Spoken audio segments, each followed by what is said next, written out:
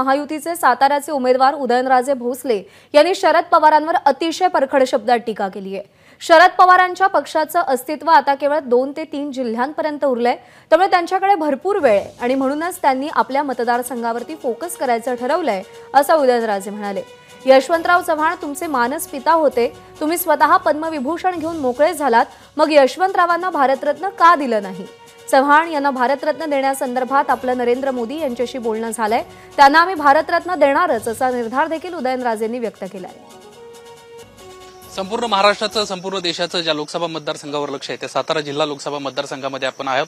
या लोकसभा मतदारसंघातली महायुतीचे उमेदवार छत्रपती उदयनराजे भोसले आपल्यासोबत आहेत। तुमचे पूर्वीचे पक्षाचे जे प्रमुख आहेत ते सातत्याने जिल्ह्यात येत आहेत, सातत्याने सभा घेत आहेत, काय म्हणायचं या निमित्तानं?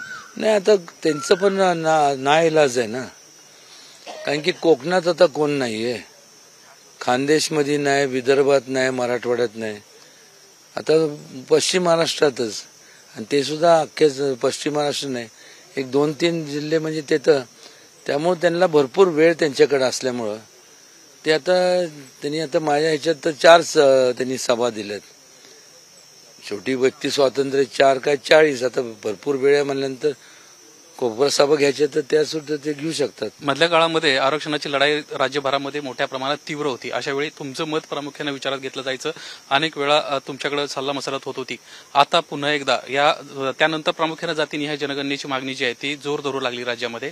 एक लक्षात घ्या ना, त्यावेळेस आता सध्याचे जे यशवंत विचार सारखं त्यांचं ते जोडले जातात ज्यांच्याबरोबर, कारणीभूत तेच लोक आहेत। VP सिंगचं गव्हर्नमेंट होतं पंतप्रधान असताना, मंडल आयोग तुम्ही लागू केला, त्याच्यात काय झालं की त्यात मंडल आयोगचं काय इकॉनॉमिकली बॅकवर्ड क्लास, ह्यांनी काय केलं, त्याचं इंटरप्रिटेशन काय केलं, फक्त बॅकवर्ड क्लाससाठी, आर्थिकदृष्ट्या दुर्बळ, मग कुठल्याही जाती जमातीतला असला त्याला लागू करायला हवं होतं। म्हणजे तिथं तुम्ही तेढ निर्माण केला, लोकांमध्ये वादावादी निर्माण करली, व्यक्ती केंद्रित तुम्ही झाला, तुम्हाला मतं पाहिजे होते म्हणून तुम्ही हे केलं। त्यानंतर तेवढ्यावर थांबले नाही, 23 मार्च 94चा जो GR आहे, GR पण नाही, नोटिफिकेशन काढलं आणि आरक्षण देऊन टाकलं। आज मला सांगा तुम्हाला नेमकं काय करायचंय? लोकांनी अशा लोकांना लांब ठेवलं पाहिजे, हद्दपार केलं पाहिजे, आणि दर 10 वर्षानंतर जातीन्याय जनगणना जी व्हायला पाहिजे ती झालेली नाहीये, 20 वर्ष होऊन गेले। तर एवढं सगळं हे करत असतं करण्यापेक्षा एक जाती न्याय तुम्ही जनगणना करा, ज्या ज्या जातीचं जेवढं पॉप्युलेशन त्याप्रमाणे देऊन टाका, संविधानात तेच लिहिलंय ना, का नाही? शेवटचा प्रश्न, यशवंतराव चव्हाणांच्या पुरस्कारासंदर्भात भारतरत्न संदर्भात तुम्ही नुकतंच वक्तव्य केलं होतं, अजूनही यांना मिळणार, तुम्ही काळजी करू नका, माझं मोदींशी बोलणं झालंय, त्याची बॉडी असती आणि हे झाल्यानंतर केंद्रात दिल्लीला गेल्यानंतर त्यांच्याशी बसून संपूर्ण ते प्रस्ताव त्यांचं निश्चित द्यावा लागतो आणि ते होऊन जाईल। ह्यांना जर मला सांगा 2 नंबरचा जो पुरस्कार आहे म्हणजे तो आहे आपलं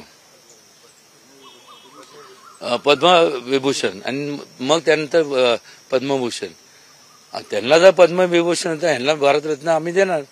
तिथं पण हे मग तुम्हाला आत्ताच का सुचलं? मला सुचलं कारण की मोदीजी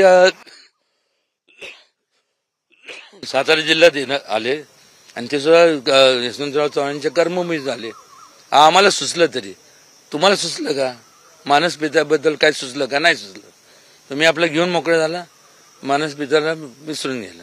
कॅमेरामन अरविंद वारगेसह निलेश बुधावले, ABP माझा, सातारा। ABP माझा, उघडा डोळे बघा नीट।